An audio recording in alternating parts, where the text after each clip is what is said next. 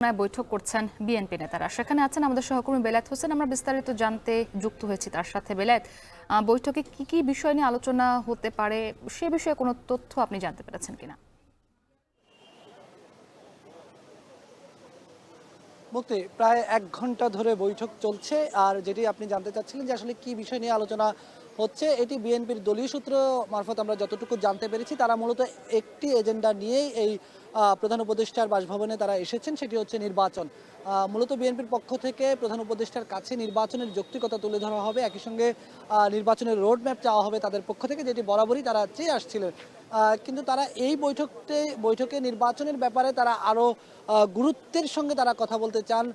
তারা এই বিষয়গুলো তারা আলোচনায় আসবেন যে যত দ্রুত সম্ভব নির্বাচন দিতে হবে। নির্বাচন বিলম্বিত হলে দেশের পরিস্থিতি খারাপের দিকে যেতে পারে, অবনতির দিকে যেতে পারে। এই বিষয়গুলোই তারা মূলত আজকের এই বৈঠকে তুলে ধরবেন। যদিও আমরা আরও বেশ কিছু সূত্র মারফত যেটি জানতে পেরেছি যে আসলে একটি এজেন্ডা হলেও নানা বিষয়ে আলোচনা হতেই পারে প্রধান উপদেষ্টার সঙ্গে, যেহেতু অনেকদিন পর প্রধান উপদেষ্টার সঙ্গে তারা বৈঠকে মিলিত হয়েছেন।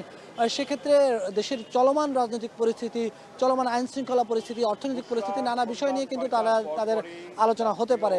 বলে রাখতে চাই যে ঠিক সন্ধ্যা ৬টার দিকে বিএনপি মহাসচিব মির্জা ফখরুল ইসলাম আলমগীরের নেতৃত্বে বিএনপির স্থায়ী কমিটির সদস্য সালাউদ্দিন আহমেদ, আরেকজন স্থায়ী কমিটির সদস্য মেজর হাফিজউদ্দিন, মোট ৩ জন প্রতিনিধি দলের এখানে এসেছেন। তারা প্রধান উপদেষ্টার সঙ্গে তারা বৈঠক করছেন। বৈঠকে তারা এখন আলোচনা করছেন প্রধান উপদেষ্টার সঙ্গে। আমরা ধারণা করছি আরও ২-১ জন উপদেষ্টা এখানে উপস্থিত রয়েছেন। সার্বিকভাবেই এই যে রাষ্ট্রের চলমান যেই গতি প্রকৃতি, নানা ধরনের যেই পরিস্থিতি চলছে, সেই বিষয়গুলো নিয়ে তারা আলোচনা নিশ্চয়ই করবেন। তবে যতটুকু আলোচনা চাউর হচ্ছে সেটি হচ্ছে তারা এই বৈঠকে সবচেয়ে বেশি গুরুত্ব দেবেন নির্বাচন নিয়ে, নির্বাচনের যৌক্তিকতা নিয়ে তারা তুলে ধরবেন। একই সঙ্গে নানা বিষয় নিয়ে তারা আলোচনা করবেন। আমরা অপেক্ষা করছি বিএনপি নেতারা বৈঠকের পর তারা বের হবেন।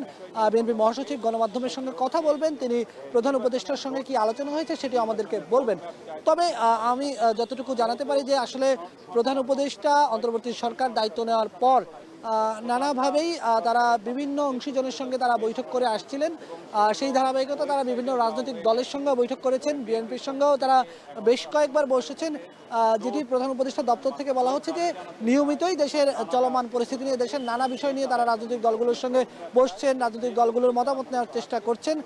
সেই বিষয়ে আমরা প্রধান উপদেষ্টা দপ্তর থেকে এই বৈঠকের বিষয়ে কি বলে সেটা আমরা জানার চেষ্টা করবো এবং আপনার মাধ্যমে জানিয়ে দেওয়ার চেষ্টা করবো। তো এই ছিল আমার কাছে বৈঠকের এখনকার মধ্যে সবশেষ খবর। মুক্তি। বেলায়েত হোসেন আমাদের সঙ্গে যুক্ত ছিলেন যমুনা থেকে।